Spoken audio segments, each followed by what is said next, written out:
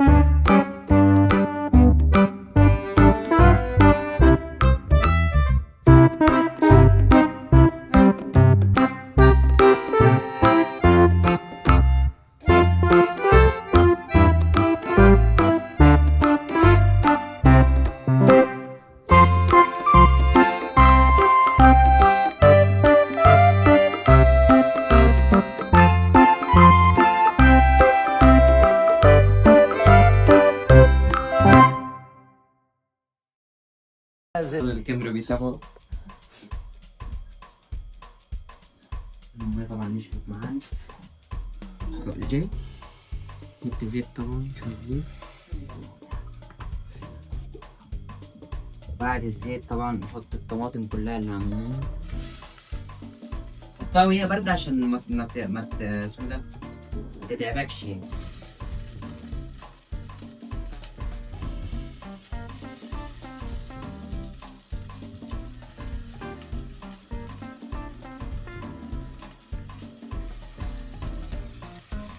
نسيبها تتشتت شوية. ممكن احط التوم الأول، مش مهم نحط التوم هنا من الجنب يطحنوا بسرعة. بس تمسكها. لا ده بقى عالكسفة اللي انت فيها يا حازم. يحيى بس النار طبعا ده تقريبا كده. في الأول نكون معلين النار عشان التوم يتسبك، واحنا اصلا الزيت ما كانش فاضي، الزيت يسخن شويه نضيف كده عشان ما يبوظش.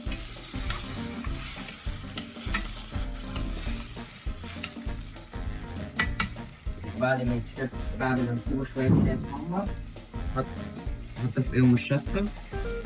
تمام. ونجيب المفروض البصله، هي لسه بتاع الطماطم ما طريتش، فاحنا نستناها شويه. تمام. هنسيبها شويه كده، نوطي عليها، نقلب شويه حلوين،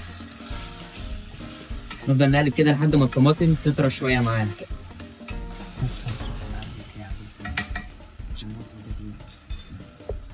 بعد ما تخلص الطماطم دي احنا هنسيبها شويه برضه تاخد فتره. فيلا بينا نخش على الوصفه التالتة.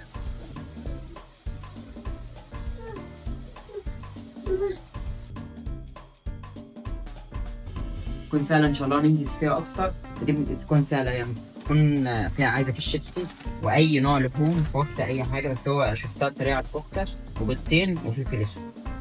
طبعا هنجيب البيضتين ونكسرهم هنا.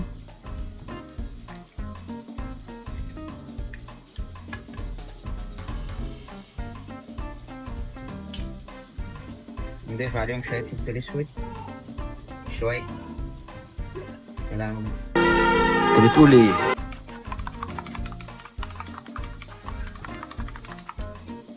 نجيب كيس الشيبسي نفتحه ونكسره. بعد ما نكسره ناكل منه شوية.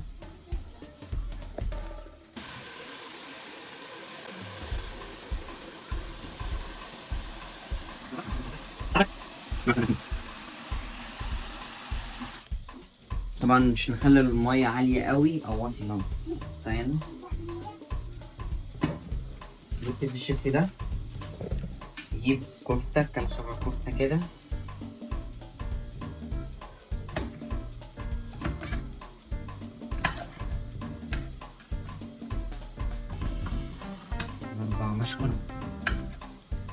نقطعهم حتت صغيرة كده، نحاول نقطعهم حتت صغيرة على قد ما نقدر عشان ما تبص معانا في الكيس. ده نجيب كيس الشيبسي نحط فيه كل حاجة، ننزلهم كده. ده نجيب البيض. يوي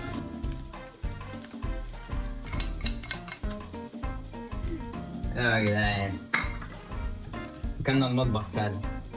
حطينا البيض كده، نحاول نقلبهم كده مع بعض. طبعا استنى اغسل الكيس يتبهدل.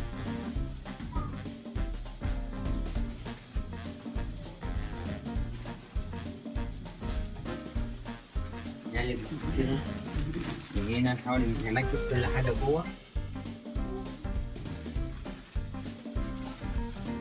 نجيب مشبك، تعالى قرب قرب. الكيس ده نحطه في المية كده، وبالمشبك نثبته في الحلة. تمام.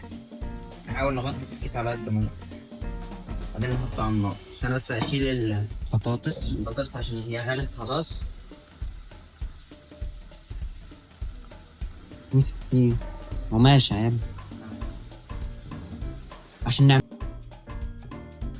نطلع دي كده.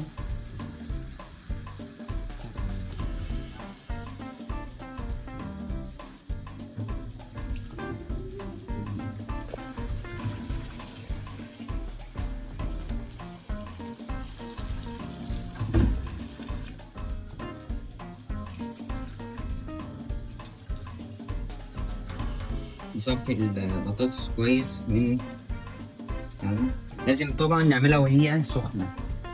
تمام. هنا اهو نحبسهم كتير الأول.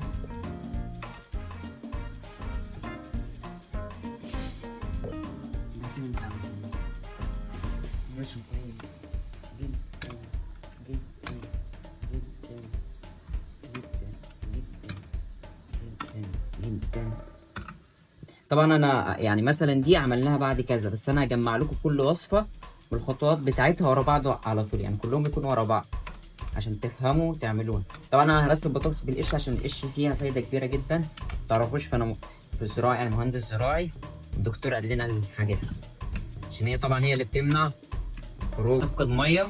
فهي القشره بتبقى فيها يعني حاجات كتير يعني مناعيه وكده. كمية فلفل اسود حلوة كده. بس يا اسطى كتير. لا والله كتير فاشل. هذا الفلفل الاسود بابريكا.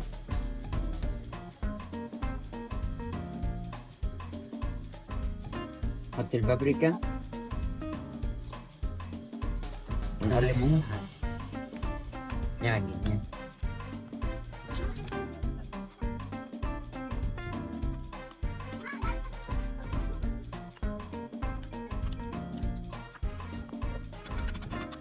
شوية نشا ذرة، معلقتين كبار نشا أو 3، خليهم 3.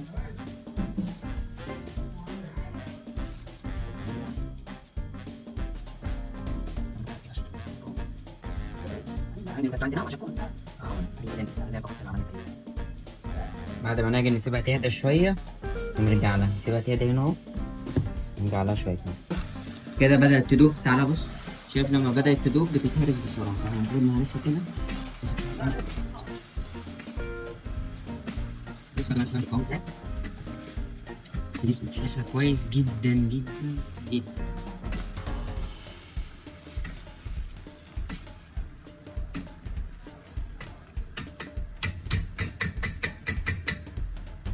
اتهرست المفروض شوية فلفل اسود، لأن انت بتحب الفلفل الاسود، شوية بابريكا. محمد بيحط نقلب، محمد بيحط بهارات بالكيلو. هو عشان تحلي الأكل. محمد أكل إيه ده تخليك تموت. المفروض إن كده القلاية البندورة نسيبها شوية قد مثلا دقيقتين كمان، خلاص كده إيه نطلعها من على النار. وطبعا بالعجينة دي هنعمل تجربتين بدايتين، أول واحدة اللي هي الصوابع الفرايز الطويلة، تاني حاجة اللي هي بول. تمام، بدأنا نفرد كده، خدي خلاها رقيقة جدا. بس هي العجينة مش ماسكة قوي، مش عارف ايه اللي عملته غلط يعني.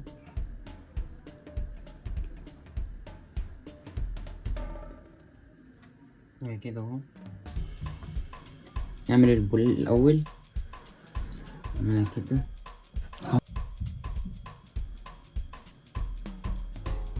طبعا متنساش تشترك في القناة عشان الفيديوهات الجاية نار.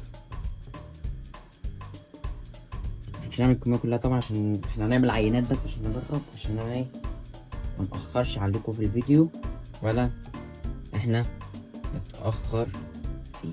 عشان هو الفيديو النهارده احنا بنصور الخميس عموما يعني، هو الفيديو ينزل بكرة. تمام، تمام. دي المفروض ان نقطعها، المفروض احنا نقطعها صغير، بس هي لما العجينة ماسكة جامد فانا مش عارفة هظبطها يعني، بس ان شاء الله تطلع حلوة يعني. انا طبعا مش هقليها في زيت، انا هحطها برضو في الفرن الحراري معاها، احط عليهم شوية زيت من فوق، احط عليهم شوية زيت من فوق وندخلهم الفرن. شوية زيت، نحط شوية زيت هنا اهو، نمسك منهم ونمسك كده اهو.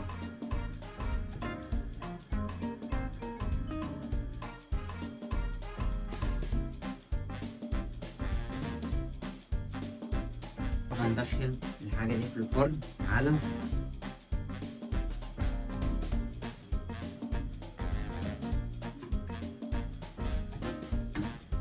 ونسيبها 10 دقايق يعني على حرارة من 250 ل 300. تمام، سيبها تسخن براحتها. نطلع كده جاهز. أول أكلة جهزت، التانية أهو المفروض دي جهزت خلاص كده.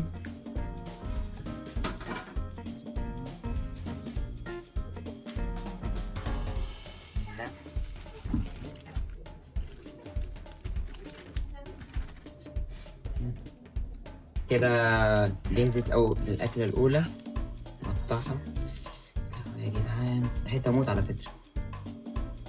نسيبها تبرد بس وعشان نجرب كله مرة واحدة.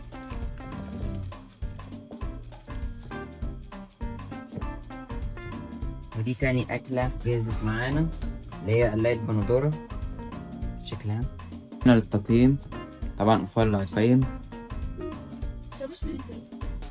حلوة بس قعدنا وهندوق أول حاجة دي لحد ما الأكل يجهز. طبعا خلصت، كله ورا الكاميرا بيدوق.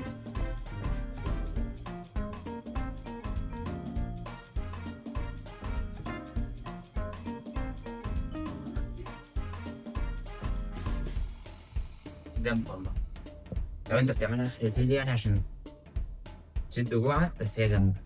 هي حاجة أكلة يعني ما كملتش 10 دقايق، جامدة جدا، أنصحك تجربها. ده أول واحد. تاني أكلة معانا طبعا يا طبعا وقولوا النعم يا الله. بس إن الكلام ده ممكن طلب بسيط، هكون ممنون جدا إليك. ممكن بس في رغيف عيش تموين بعد إذنك.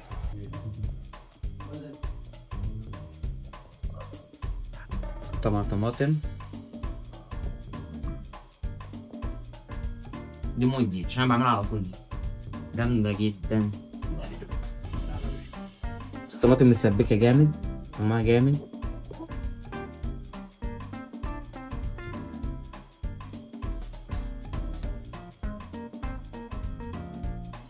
طبعا البطاطس شكلها باظت مننا، بقالي كتير سايبها فشخ في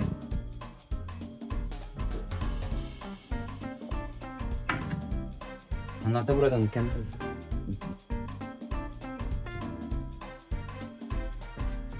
نجرب أول حاجة كرة البطاطس.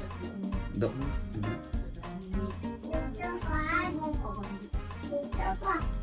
البطاطس طعمها حلو، بس عادي البطاطس عادية يعني، بطاطس مسلوقة محطوط عليها توابل، مش اللي هي دي. أنا طبعا مش هجرب دي عشان هي نفس العجينة ونفس كل حاجة، بس دي فشلت يعني. بس أنا مقيمها 2/10، بس عشان تعبت فيها يعني فقيمها 2/10. لقيت البندورة طبعا 1,000,000/10، والشيبس بالبيض برضو 1,000,000/10 عشان حاجة جامدة جدا. وبس كده كنا نهاية الفيديو. يا ريت تكونوا استفدتوا من الفيديو. أنا عارف إن الفيديو فيه لخبطة كتير ومونتاج مش كويس وتصوير مش كويس، بس دي يعني بنجرب، وإن شاء الله الفيديوهات الجاية تكون حلوة. شير لأصحابك وتشوفوا فيديو جديد. سلام. وافتكر دايما ان دي لسه